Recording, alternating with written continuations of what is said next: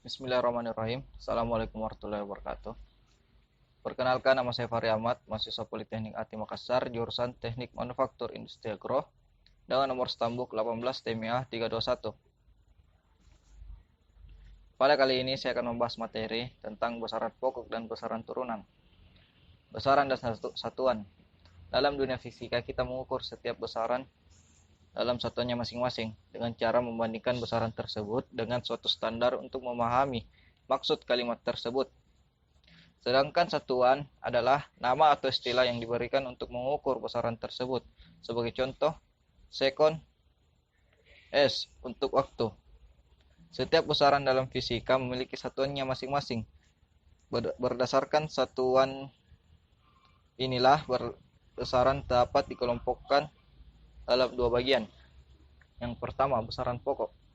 Besaran pokok adalah besaran yang satuannya telah ditetapkan terlebih dahulu dan disepakati oleh para fisikawan dulu. Terdapat 7 besaran pokok dalam fisika. Berikut adalah nama-nama besaran pokok tersebut. 1. Panjang. Yang satuannya meter. 2. Massa. Yang satuannya kilogram. 3. Waktu. Yang satuannya second. 4. Temperatur.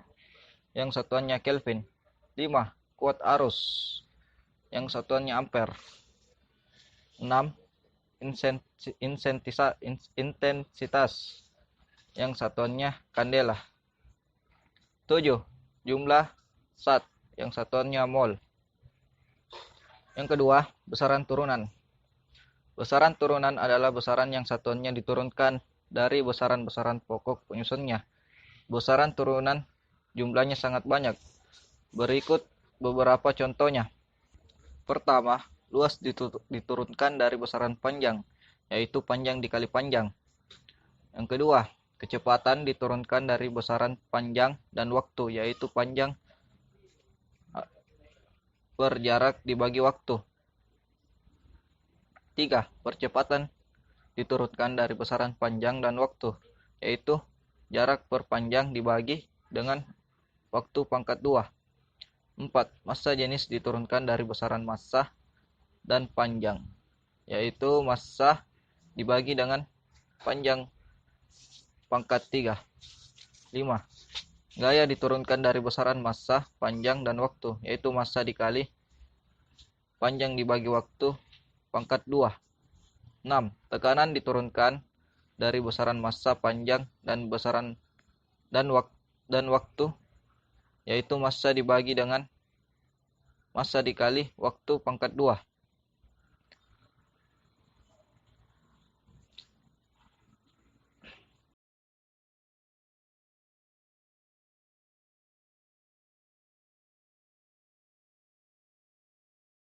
Bismillahirrahmanirrahim. Assalamualaikum warahmatullahi wabarakatuh.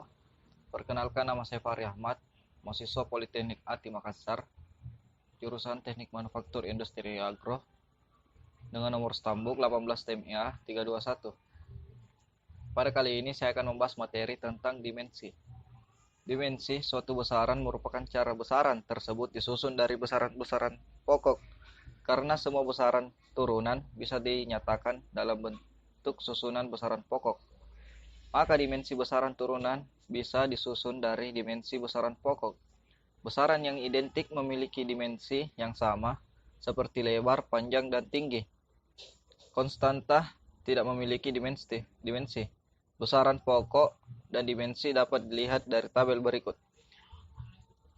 Dimensi dari suatu besaran bisa ditentukan berdasarkan satuan dari besaran tersebut. Di sini kita akan menentukan dimensi besaran berdasarkan satuan, sehingga pemahaman tentang satuan mutlak diperlukan. 1. Luas. Satuan dari luas adalah M pangkat 2, dan dimensi dari M adalah L, maka dimensi dari luar adalah L pangkat 2. 2. Volume. Satuan dari volume adalah M pangkat 3, dan dimensi dari M adalah L, maka dimensi dari volume adalah L pangkat 3. 3. Massa jenis. Satuan dari massa jenis adalah kilogram per M pangkat 3. Dimensi dari kilogram adalah M dan dimensi dari M adalah L, sehingga dimensi dari massa jenis adalah M per L pangkat 3 sama dengan ml pangkat minus 3. 4. Kecepatan. Satuan dari kecepatan adalah M per 3. Dimensi dari M adalah L dan dimensi dari waktu adalah L per T sama dengan LT pangkat minus 1. 5. Percepatan. Satuan dari percepatan adalah M per S pangkat 2. Maka dimensi dari percepatan adalah L per T pangkat 2 sama dengan LT pangkat minus 2. 6. Gaya. Satuan dari gaya adalah kilogram kali M per S2. Maka dimensi dari gaya adalah ml per T pangkat 2 sama dengan mlt pangkat minus 2. 7. Momentum. Satuan dari momentum adalah kilogram kali M pangkat 2 per S pangkat 2. Maka dimensi dari momentum adalah ml per T sama dengan mlt pangkat minus 1. 8. Usaha.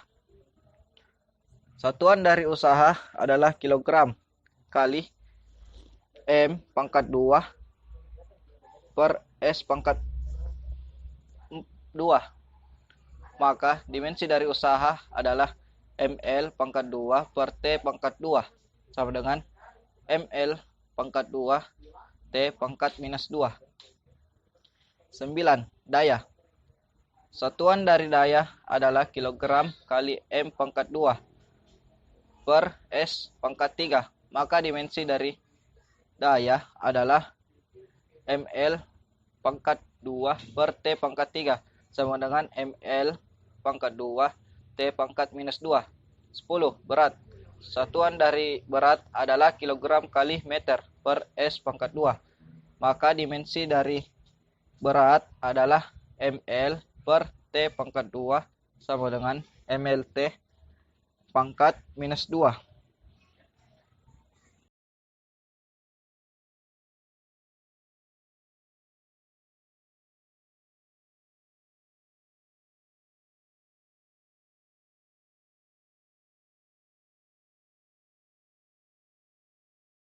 Bismillahirrahmanirrahim. Assalamualaikum warahmatullahi wabarakatuh. Perkenalkan, nama saya Fahri Ahmad, mahasiswa Politeknik ATI Makassar, jurusan Teknik Manufaktur Industri Agro dengan nomor stambuk 18 TMA 321. Langsung saja, pada kali ini saya akan membahas materi tentang besaran vektor dan skalar. 1. Besaran vektor. Besaran vektor adalah besaran fisika yang memiliki nilai dan arah. Dalam hal ini, nilai dan arah menjadi informasi yang saling melengkapi. Contoh besaran vektor adalah perpindahan, kecepatan, gaya, momentum, medan listrik, dan lain-lain. Dalam menyatakan besaran vektor, nilai vektor harus diikuti dengan arahnya. Contoh kecepatan mobil 20 km per jam ke timur. Mobil berpindah sejauh 400 meter ke kanan. Andi menarik mobil-mobilan dengan gaya 2 Newton ke kanan, dan lain-lain. Serta penulisannya pun harus dibedakan dengan besaran bukan vektor. Biasanya dituliskan dengan huruf cetak tebal, cetak miring, atau huruf kapital. Besaran vektor digambarkan dengan anak panah lurus. Arah panah menunjukkan arah besarannya. Panjang garis anak panah mempresentasikan besaran vektor. Misalkan, kita menggambarkan vektor kecepatan 2 M per S dengan garis 1 cm. Maka, untuk kecepatan sebesar 10 M per S harus digambarkan dengan garis sepanjang 5 cm, dan seterusnya. Berikut beberapa aturan berkaitan dengan rumus besaran vektor dan satuannya. A. Menggambar besaran vektor. Digambarkan dengan anak panah dengan panjang yang harus proporsional. B. Komponen vektor dan vektor satuan. Suatu vektor dapat dinyatakan dalam bentuk komponen-komponennya. Misalkan sebuah vektor gaya F membentuk sudut alfa terhadap sumbu X. Vektor F dapat diuraikan ke sumbu X dan sumbu Y sebagai Fx dan Fy. Fx dan Fy disebut sebagai komponen vektor F di sumbu X dan Y. Besar komponen vektor di sumbu X dan Y adalah Fx sama dengan F cos alpha. Fy sama dengan F sin alpha. Jika besar komponen vektor di sumbu X adalah Fx, besar komponen vektor di sumbu Y adalah Fy, maka vektor F dapat dinyatakan dengan F sama dengan Fxi tambah Fyj, dengan I dan J adalah vektor satuan. Vektor satuan unit vektor merupakan suatu vektor yang besarnya sama dengan 1 dan tidak mempunyai satuan serta berfungsi untuk menunjukkan suatu arah dalam ruang. Sebuah vektor yang terletak di dalam ruang 3 dimensi memiliki komponen-komponen terhadap sumbu X, sumbu Y, dan sumbu Z. C. Menjumlahkan dan mengurangkan vektor. Ada dua metode untuk menjalankan menjumlahkan vektor, yaitu metode grafis, geometris, dan analisis. Metode grafis adalah penjumlahan vektor dengan menyatakan vektor-vektor dalam sebuah diagram panjang anak panah disesuaikan dengan besar vektor. Artinya harus menggunakan skala dalam penggambarannya dan arah vektor ditunjukkan oleh arah ujungnya atau kepalanya. D. Perkalian vektor.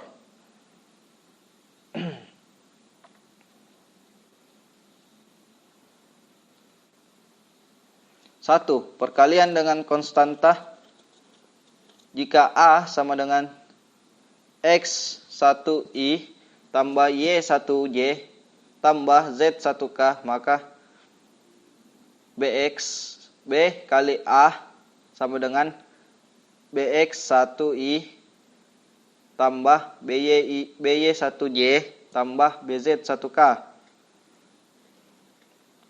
2. Perkalian dengan vektor 1 menjadi dua bagian. 1. Perkalian dot. Perkalian dot adalah perkalian vektor yang menghasilkan besaran skalar sehingga sering disebut sebagai dot produk. 2. Perkalian cross. Jika A dan B adalah vektor yang membentuk sudut, maka A kali B sama dengan AB sin. 2. Besaran skalar. Besaran yang memiliki besar tetapi tidak memiliki arah disebut besaran skalar. Contohnya, waktu, volume, massa jenis, dan suhu.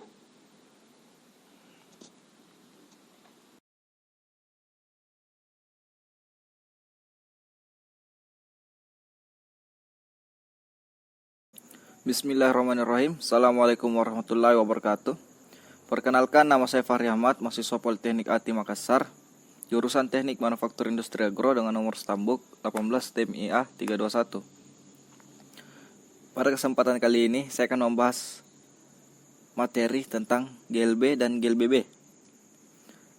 GLB, gerak lurus beraturan, adalah gerak lurus suatu objek di mana dalam gerak ini kecepatannya tetap atau tanpa percepatan, sehingga jarak yang ditempuh dalam gerak lurus beraturan adalah kelajuan kali waktu. S sama dengan V kali T. Dengan arti dan satuan dalam SI, S sama dengan jarak tempuh, M, V, kecepatan, M per S, T, waktu, S. Gerak lurus berubah beraturan adalah gerak lurus suatu objek di mana kecepatannya berubah terhadap waktu akibat adanya percepatan yang tetap. Akibat adanya percepatan, rumus jarak yang ditempuh tidak lagi linear melainkan kuadratik. Yang pertama, gerak semu atau relatif. Gerak semu adalah gerak yang sifatnya seolah-olah bergerak atau tidak sebenarnya, ilusi.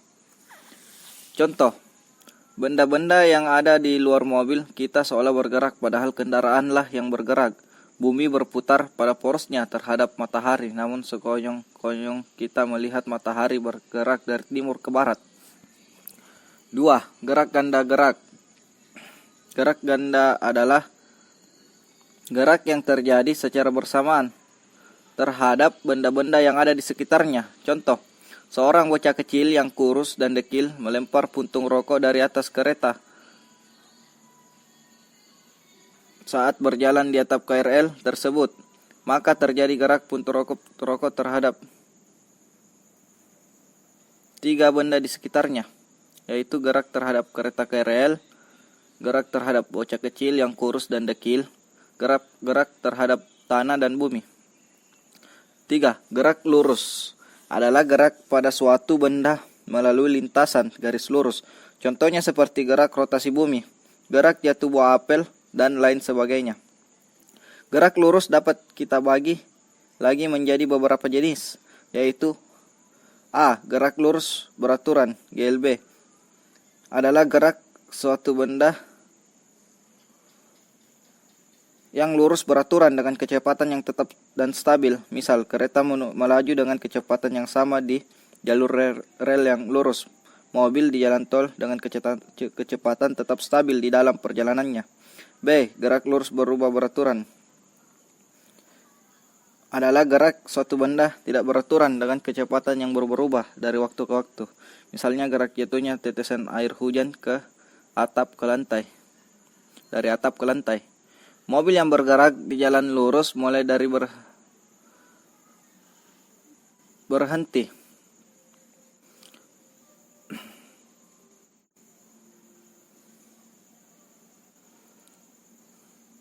Rumus gerak lurus berubah beraturan. Rumus GLBB ada 3, yaitu VT sama dengan V0 tambah A kali T. S sama dengan V0 T tambah 1/2A kali T pangkat 2. Yang ketiga V T pangkat 2 sama dengan V0 pangkat 2 tambah 2 kali A kali S. Keterangan VT kecepatan akhir atau kecepatan setelah T sekon atau M per S. V0 kecepatan awal M per S. A percepatan M per S pangkat 2. T selang waktu S. S jarak tempuh M. Contoh soal GLBB. Gerak jatuh bebas. Gerak jatuh bebas adalah gerak benda yang jatuh dari suatu ketinggian tanpa kecepatan awal di sekitar bumi. Gerak jatuh bebas dipengaruhi oleh gaya gravitasi benda-benda yang jatuh bebas.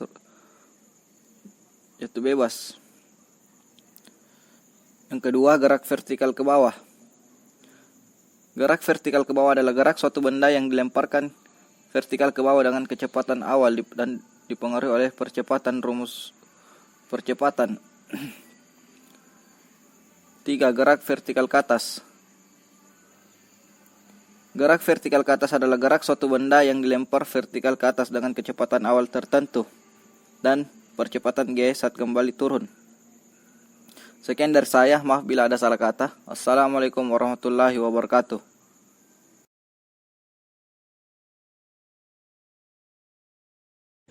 Bismillahirrahmanirrahim. Assalamualaikum warahmatullahi wabarakatuh. Perkenalkan, nama saya Fahri Ahmad, mahasiswa Politeknik ATI Makassar, jurusan Teknik Manufaktur Industri Agro, dengan nomor stambuk 18 TEMIA 321. Pada kesempatan kali ini, saya akan membahas materi tentang gaya dan massa. Gaya adalah interaksi yang menyebabkan benda bermassa mengalami perubahan gerak,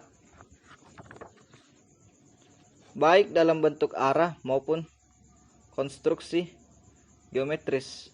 Artinya, gaya dapat membuat benda dari diam menjadi bergerak, dapat berpindah arah, hingga dapat mengubah bentuk benda. Perubahan arah inilah yang menjadikan besaran gaya termasuk kuantitas vektor. Gaya disimbolkan dengan F dan memiliki satuan Newton. Kata Newton diambil dari Nama S.I. Newton, ahli matematika dan ilmuwan besar. Gaya, dorongan, dan tarikan. Contoh, penjual bakso terjadi ketika tangan penjual bakso menyentuh gerobak. Hal ini digolongkan gaya sentuh. Jadi berdasarkan sentuhan gaya terdiri gaya sentuh dan gaya tak sentuh.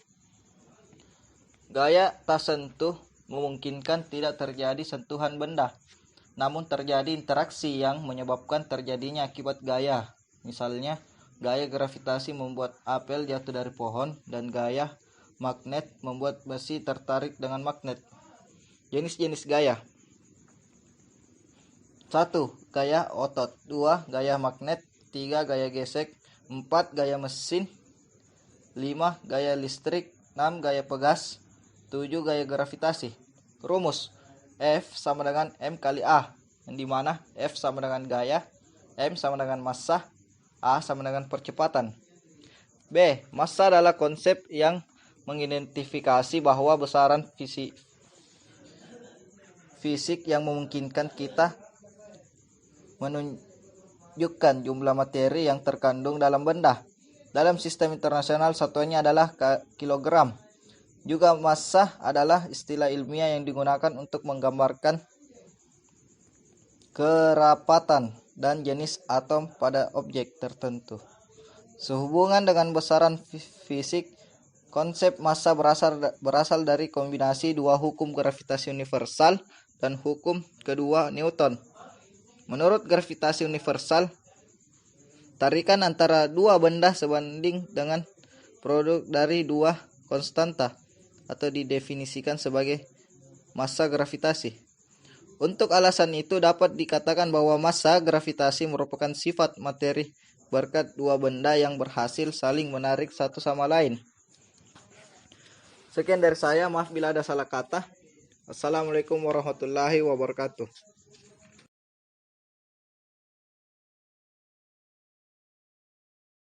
Bismillahirrahmanirrahim. Assalamualaikum warahmatullahi wabarakatuh. Perkenalkan, nama saya Fahri Ahmad, mahasiswa Politeknik ATI Makassar, jurusan Teknik Manufaktur Industri Agro, dengan nomor stambuk 18 TMA 321. Pada kesempatan kali ini saya akan membahas materi tentang hukum Newton 1, 2, dan 3. Hukum Newton 1, bunyi hukum Newton 1 adalah setiap benda akan mempertahankan keadaan diam atau bergerak lurus beraturan, kecuali ada gaya yang bekerja untuk mengubahnya. Jika resultan gaya yang bekerja pada suatu benda bernilai 0, maka benda yang awalnya diam akan tetap diam, dan untuk benda yang awalnya bergerak akan tetap bergerak dengan kecepatan konstan. Dalam persamaan matematika, hukum Newton 1 dapat ditulis E, F sama dengan 0. Contoh soal, benda diam, hitunglah gaya normal yang bekerja pada benda. Pembahasannya, M sama dengan 6 kilo, G sama dengan 10 M per S pangkat 2. W sama dengan M kali G sama dengan 6 kali 10 sama dengan 60 N. Dari contoh soal kita dapat mengetahui bahwa berat dipengaruhi oleh gaya gravitasi dan gaya normal. Selalu tegak lurus ke permukaan yang bersentuhan dengan benda. Perhatikan gambar berikut. Yang 6 kilo, N ke atas, W ke bawah. Sehingga N kurang W sama dengan 0. N kurang 60 sama dengan 0. N sama dengan 60N. Hukum Newton 2. Bunyi hukum Newton 2 adalah perubahan dari gaya gerak selalu berbanding lurus terhadap gaya yang dihasilkan atau bekerja, dan memiliki arah yang sama dengan garis normal dari titik singgung gaya benda. Sebuah benda dengan massa M mengalami gaya resultan sebesar F akan mengalami percepatan A yang arahnya sama dengan arah gaya, dan besarnya berbanding lurus terhadap F dan berbanding terbalik terhadap M, atau bisa dituliskan sebagai EF sama dengan MA. Contoh soal, Berapakah percepatan benda? Berapa tegangan tali? M sama dengan 7 kilo, MB sama dengan 3 kilo, F sama dengan 50 N. Pada benda A terdapat gaya tegangan tali T ke kanan.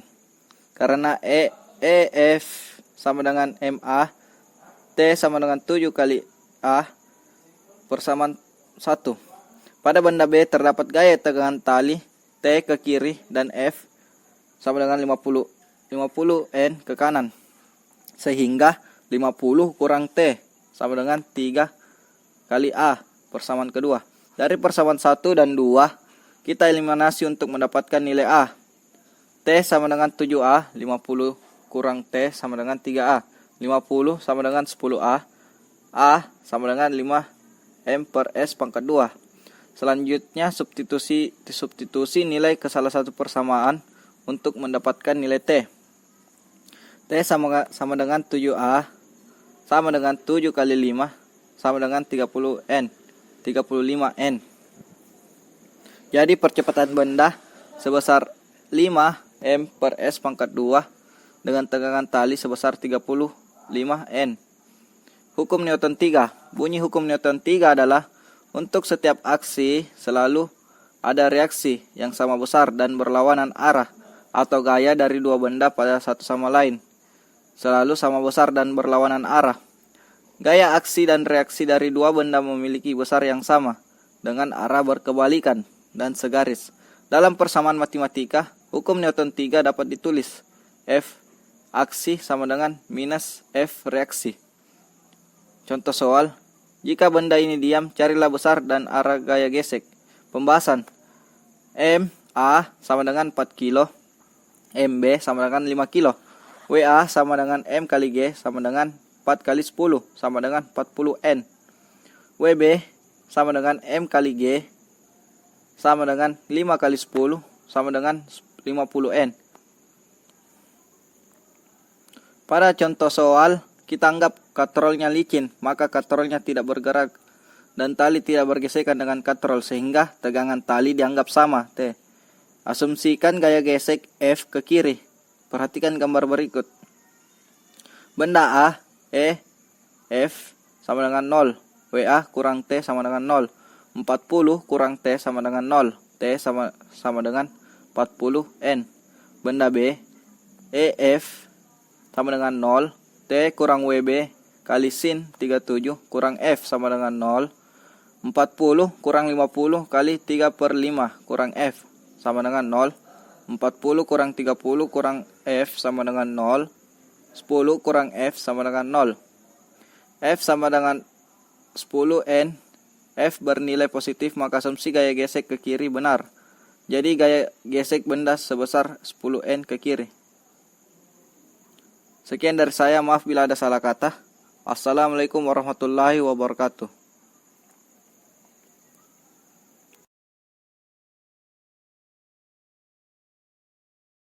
Bismillahirrahmanirrahim. Assalamualaikum warahmatullahi wabarakatuh.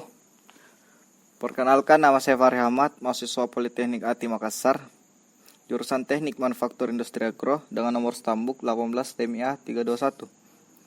Pada kesempatan kali ini, saya akan membahas materi tentang kesetimbangan benda tegar.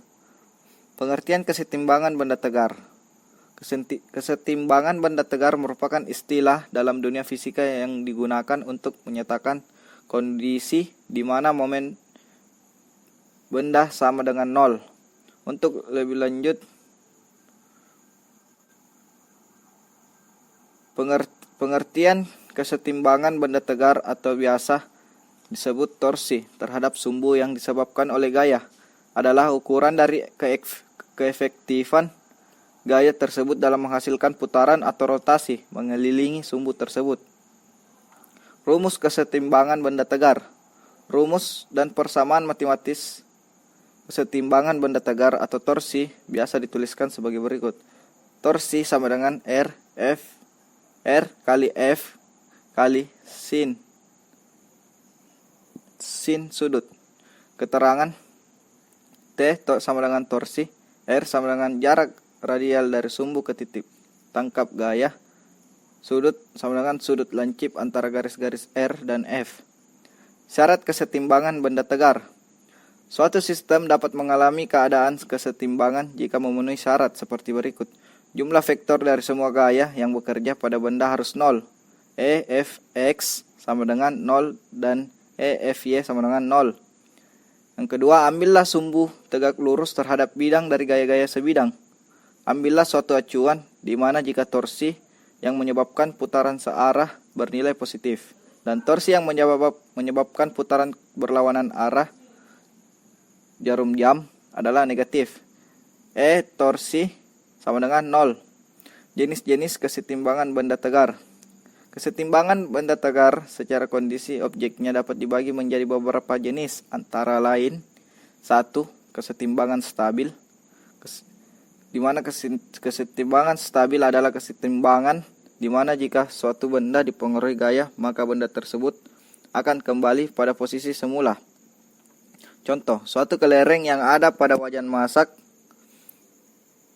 Pada kondisi ini, kelereng akan kembali pada kondisi semula ketika wajan diberikan gaya alias digoyang-goyangkan ke segala arah. 2. Kesetimbangan labil.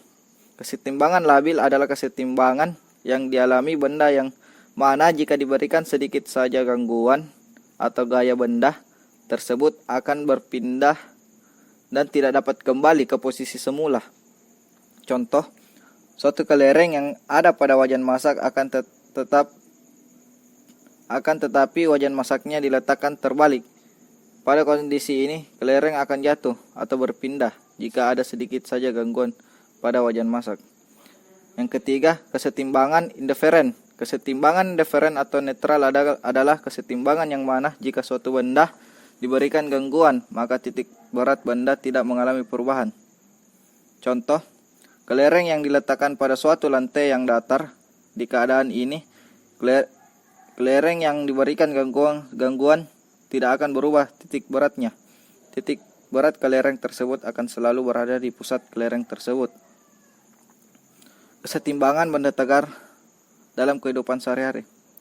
Kesetimbangan benda tegar merupakan materi fisika yang terlihat sepele tetapi manfaat dalam kehidupan sehari-hari sangatlah besar. Pertama, kita akan membahas tentang penerapan kesetimbangan benda tegar pada timbangan neraca Hauss. Konsep neraca ini benar-benar menggunakan kesetimbangan benda tegar, di mana tuas sebelah kanan membuat putaran searah yang artinya torsi bernilai positif, dan tuas sebelah kiri membuat putaran berlawanan arah jarum jam yang artinya nilai torsi negatif. Contoh soal kesetimbangan benda tegar. Batang homogen 100N dipakai sebagai tuas, di mana harus dipasang penyangga agar beban 500N pada ujung yang satu dapat diimbangi dengan beban 200N pada ujung yang lain. Carilah beban pada penyangga. Diketahui W sama dengan 100N, F1 sama dengan 500N, F2 sama dengan 200N. Penyelesaian, E torsi sama dengan 0. X 200 sin dalam kurung 900 balas kurung tambah dalam kurung X kurang L per 2 balas kurung 100 sin dalam kurung 900 balas kurung kurang L kurang X 500 sin kali 900 sama dengan 0. 200X tambah 100X kurang 50L kurang 500L tambah 500X sama dengan 0. X sama dengan 0,69L dari ujung ke kiri. Beban S yang menekan pada penyangga dapat dihitung dengan persamaan E FY sama dengan 0. S kurang 200N kurang 100N kurang 500N sama dengan 0. S sama dengan 800N. Sekian dari saya. Maaf bila ada salah kata. Wassalamualaikum warahmatullahi wabarakatuh.